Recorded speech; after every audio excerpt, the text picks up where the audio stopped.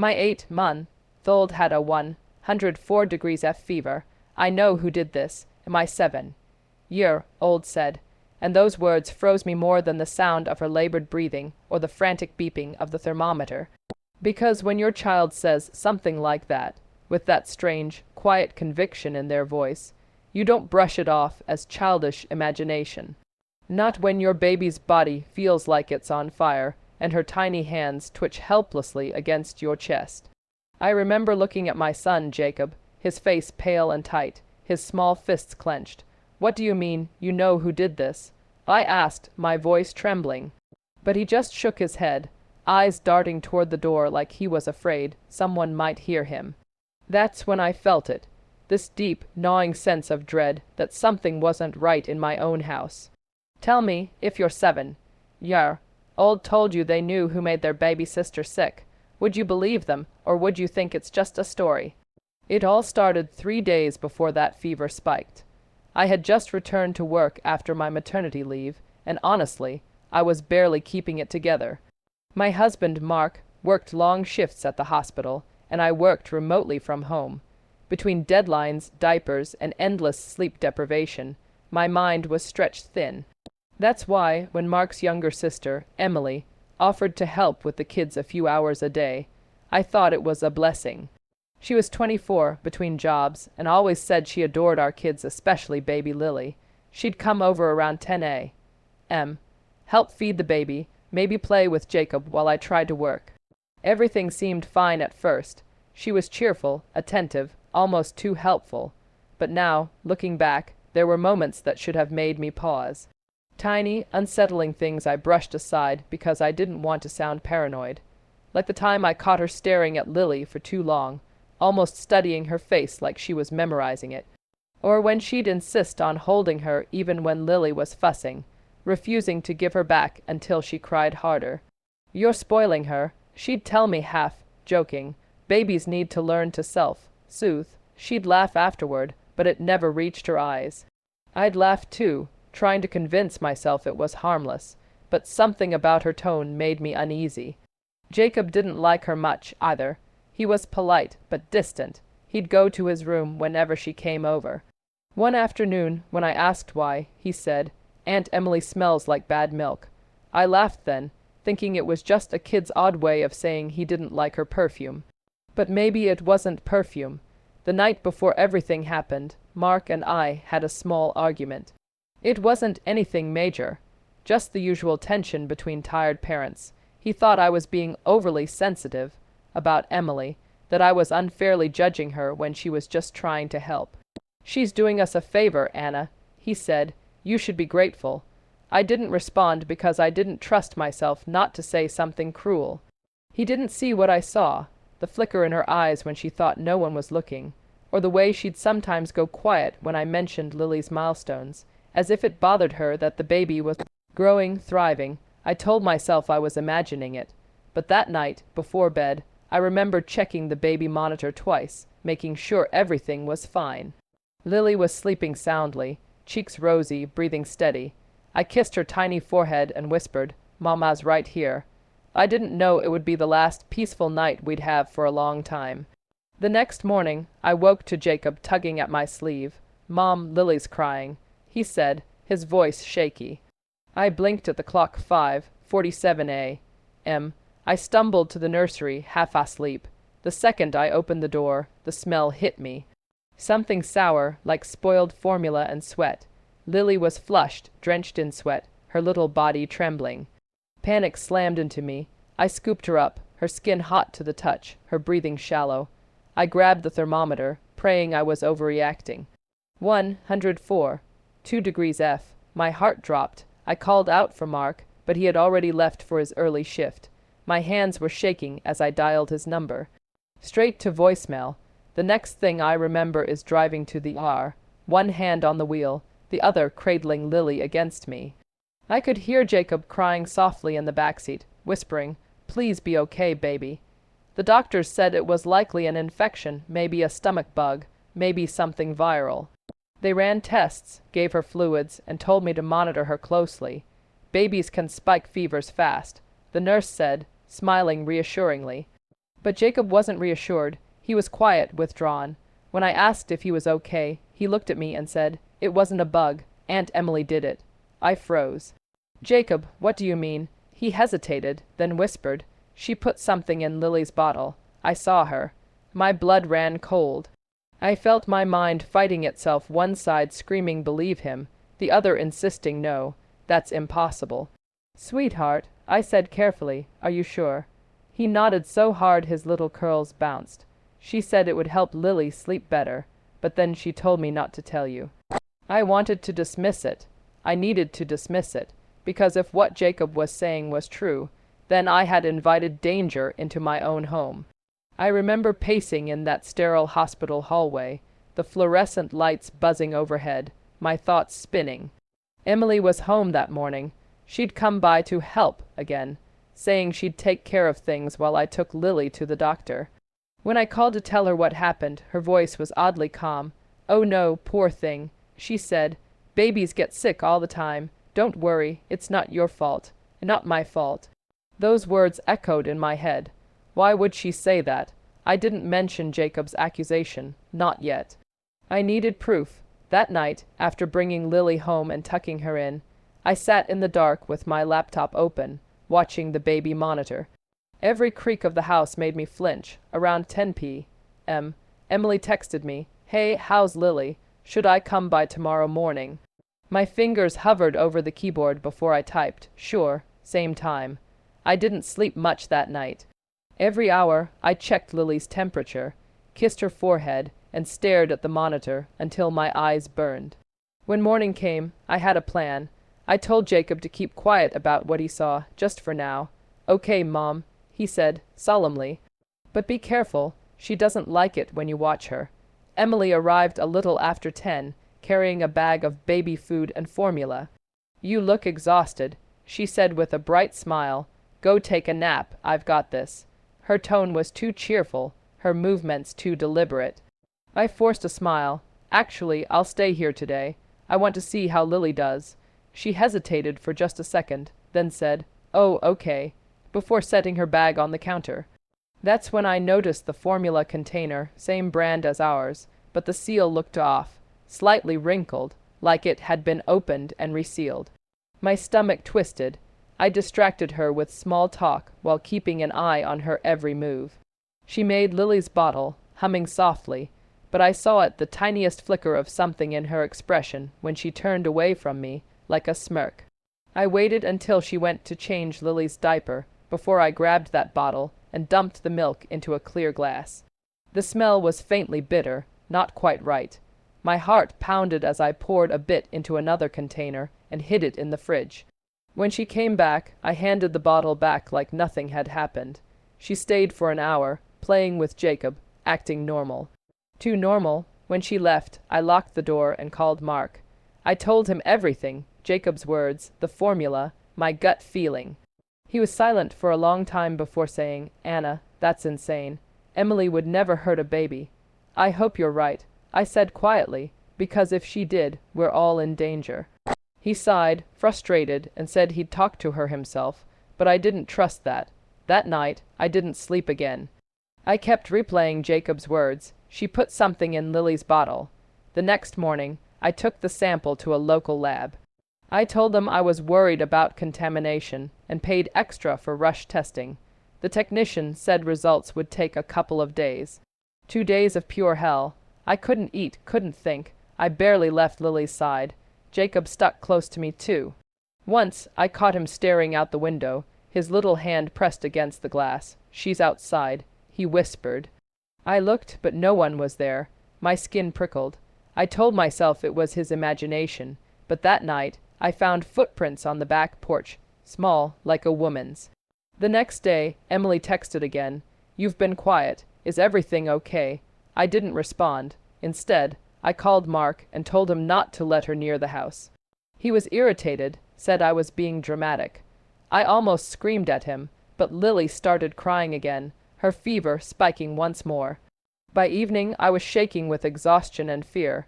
Then the phone rang, the lab. "We found something unusual," the technician said. "We detected traces of diphenhydramine, basically Benadryl, and something else, possibly ground up melatonin or another sedative. My heart nearly stopped. That can't be right, I whispered, but it was. Someone had drugged my baby's formula. I hung up and sat there in shock, staring at Lily, her tiny chest rising and falling. Jacob came over and hugged me. I told you, he said quietly. She said she wanted Lily to sleep forever. That's when I knew. I wasn't imagining it. Emily had done something terrible. But why? That night, after putting the kids to bed, I called Mark again. I told him what the lab found, every word. His reaction wasn't what I expected. Instead of horror, there was disbelief. "Anna," he said slowly, "you don't think maybe Jacob misunderstood. Maybe you're just under too much stress." I cut him off. "Mark, our baby was drugged. That's not stress, that's reality." He was silent, then finally said, "Okay, I'll talk to Emily tomorrow. Don't do anything rash. Don't do anything rash." Like he thought I was the crazy one. I hung up, shaking with anger. I knew I couldn't wait for him to talk to her. I needed to know the truth now, so I set a trap. The next morning, I texted Emily and told her I needed to run errands, asked if she could watch Lily for a few hours. She agreed instantly. I pretended to leave, but I didn't. I parked down the street, camera app open on my phone, watching the live feed from the hidden camera I'd placed in the kitchen the night before. My heart was pounding so hard I thought I'd pass out. 15 minutes after I left, Emily walked into the kitchen, holding Lily. She looked around, then set Lily in her high chair and pulled something from her purse, a small plastic baggie. My breath caught. She poured a pinch of powder into the formula bottle, shook it, then smiled at Lily. "This'll make you sleep like an angel," she murmured. I felt sick. My hands were trembling so badly I almost dropped my phone. I called the police, but before they arrived, something happened that still haunts me. Jacob, he had snuck out of the house after me, wanting to follow Mommy's car. When he saw the police, he panicked and ran back inside straight into the house where Emily was. The last thing I saw on the camera before it cut off was Emily turning toward the door as it opened, her expression twisting into something dark, something I can't even describe.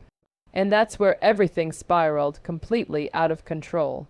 So that's the situation I was in, my baby drugged, my son in the house with someone who might be dangerous, and me standing helplessly outside waiting for the police to break in. Before I tell you what happened next, I want you to pause and tell me, what would you have done in my place? Would you have waited for help or stormed in yourself? The second I saw Jacob disappear through that door, I swear something inside me broke. I didn't even think. I just ran. The officers were still pulling up when I sprinted across the lawn, barefoot, heart slamming in my chest. One of them shouted for me to wait, but there was no force on earth that could have stopped me from reaching my child. The door was unlocked. She hadn't even bothered to lock it. And as soon as I burst inside, the smell of baby formula hit me again. Sweet, artificial, and wrong. Jacob, I screamed, running toward the kitchen. For a split second, I thought I was too late. Emily was standing there, holding the bottle in one hand, and Jacob was frozen by the counter, eyes wide with terror. Lily was crying in her high chair, her tiny face red from screaming. Emily turned to me, and the look in her eyes, it wasn't shock. It was disappointment, like she'd been caught doing something embarrassing, not monstrous. "Anna," she said calmly, setting the bottle down. "You shouldn't be here." Her voice was eerily flat. I lunged forward, grabbed Jacob, and pulled him behind me. My hands were shaking, every instinct screaming to protect my kids. "What the hell did you do?" I demanded. She sighed, almost bored. "You wouldn't understand. You never do." The police were at the door by then, pounding and shouting for her to open up. But she didn't move. She just looked at me with this twisted kind of pity. "You think you're such a good mother," she said softly, "but you don't even see what's happening right in front of you." I didn't know what she meant, didn't care. I grabbed the bottle, slammed it down on the counter, and shouted, "You poisoned my baby." For the first time, she flinched. A flicker of guilt, or maybe fear, passed over her face. "No," she said quickly. "I just wanted to help her sleep. She cries all the time. You look exhausted. I thought I was helping." Before I could respond, The door burst open, and 2 officers rushed in. One of them grabbed Emily, pulling her back as she started to scream. High, shrill, hysterical. "You don't understand. She doesn't deserve them," she yelled, struggling. "She doesn't even know what Mark's been doing." The words hit me like ice water. "What did you just say?" I shouted, but they were already dragging her outside. Lily's cries filled the room, raw and panicked. I scooped her up, holding her so tightly I was afraid I'd hurt her. Jacob clung to my leg, sobbing. For a few seconds, everything was chaos: voices, footsteps, radio chatter. Then it was quiet, except for Lily's whimpers against my shoulder. I looked down at that bottle on the counter, the powder still clinging to the rim, and felt my knees go weak. I sank to the floor and just cried. The officers took our statements that night.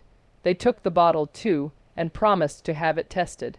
They said Emily would be evaluated for mental instability and held for questioning. I barely heard them. My mind was on what she'd said before they took her away. She doesn't even know what Mark's been doing. Those words clawed at me. What could she possibly mean by that? When Mark finally came home, pale and frantic, after hearing about the arrest, I asked him. He swore he had no idea what she was talking about. "She's delusional," he said. "You know how she's been since Mom died." I wanted to believe him. God, I wanted to. But something in his eyes made me hesitate. There was fear there, not just of what had happened, but of something deeper. Something he wasn't saying. The next few days were a blur of interviews, doctor's visits, and exhaustion. Lily slowly started to recover. Her fever broke, and her color returned. I barely let her out of my sight. Jacob slept in my bed every night, his little hand curled around mine like he was afraid I'd disappear. The police confirmed the lab's findings: diphenhydramine and melatonin, just like before. It could have been much worse, the detective told me. She's lucky. Lucky. That word haunted me. What if I hadn't listened to Jacob? What if I'd just assumed it was a random fever? The thought made me sick, but the worst part was that Emily refused to say why she did it. The only thing she kept repeating in custody was, "She doesn't deserve them." A week later, I found out what she meant. It started with a phone call from the detective. "Mrs. Hale, we've been reviewing your sister-in-law's statements," he said carefully. "She made some allegations about your husband. We're not saying they're credible yet, but we thought you should know." My stomach dropped. "What kind of allegations?" I asked. There was a long pause. "She claims your husband was having an affair," he said finally. "With her." The room spun. For a second, I thought I'd misheard him. "That's insane," I said. "She's lying. She tried to hurt our baby." But even as I said it, pieces started to click together in my mind. Her constant presence in the house. The way she'd look at Mark when she thought I wasn't watching. His defensiveness every time I brought her up. The way he'd brushed off my concerns. I felt cold all over. "We'll investigate further," the detective said. "But be careful." When I confronted Mark that night, he didn't deny it. He just sat there, staring at the floor, his hands shaking. "It was a mistake," he said finally. "It happened once. She came over after Mom's funeral. We were both drinking, and I didn't let him finish." I slapped him so hard my palm stung. "You let her near our kids after that, after you slept with her." He started to cry, but I felt nothing but rage. "I thought she was fine," he said weakly. "I didn't think she'd ever." "You didn't think." I spat. "You never do." I left that night. Packed a few things, took the kids, and went to my sister's house. I didn't look back. For weeks, it was like living in a fog. The police called me with updates. Emily was being transferred to a psychiatric facility. She'd confessed to tampering with Lily's formula, saying she just wanted her gone. When they asked why, she said, "Because if Lily wasn't there, maybe he'd love me again." I could barely process it.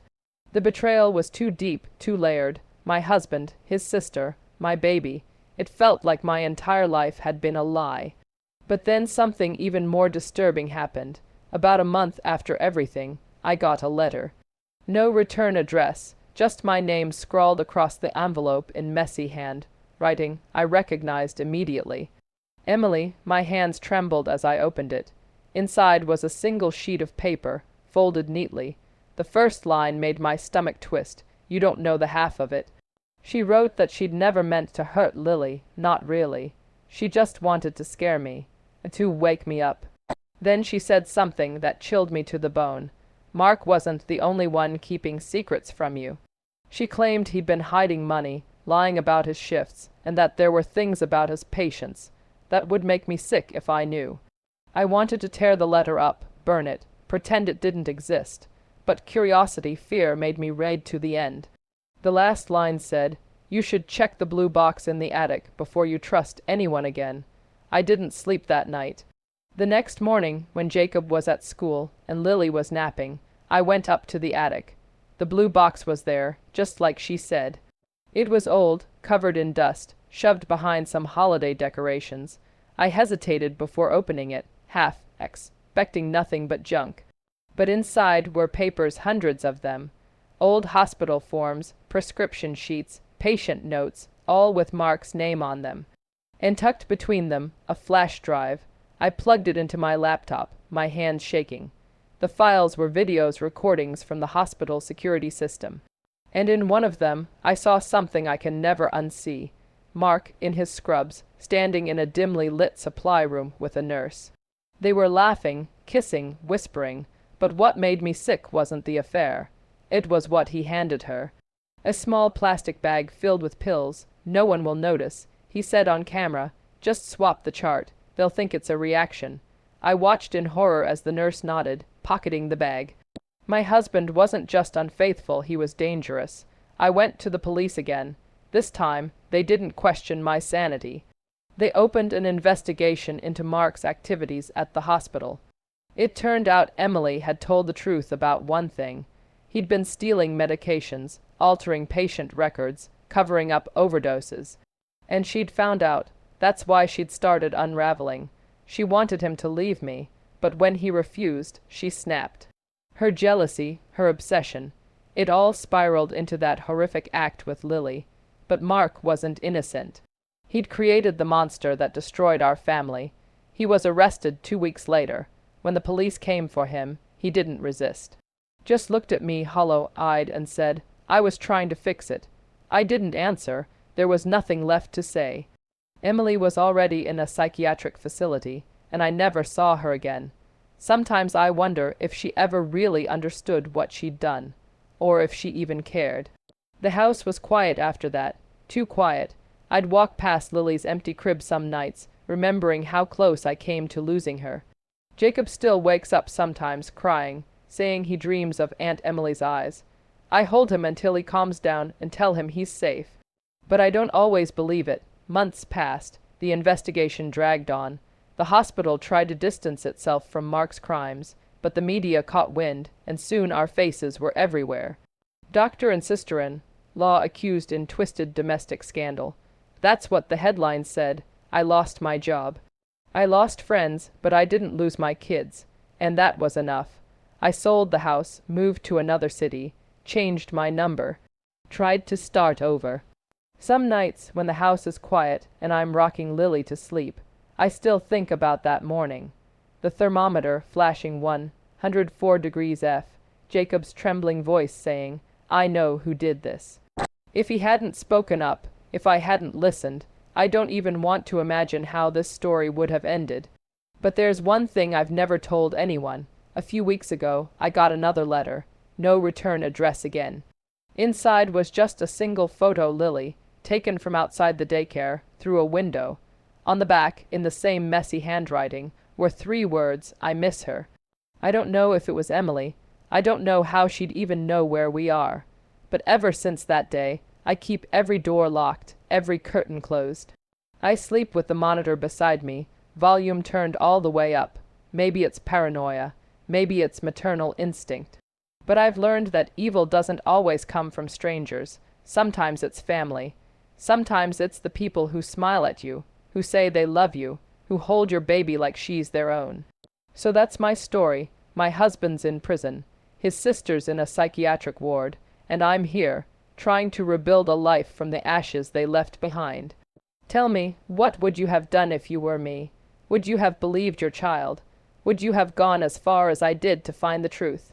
Because the one thing I've learned from all this is that sometimes the smallest voices, the ones we overlook, are the ones that save us. If you've ever doubted your instincts, don't. They might be the only thing standing between your family and disaster. Like this video if you were on my side. If you believe no mother should ever have to face what I did. Subscribe for more stories like this and share your final thoughts in the comments. Do you think Emily was evil or just broken? I'll see you all in the next story.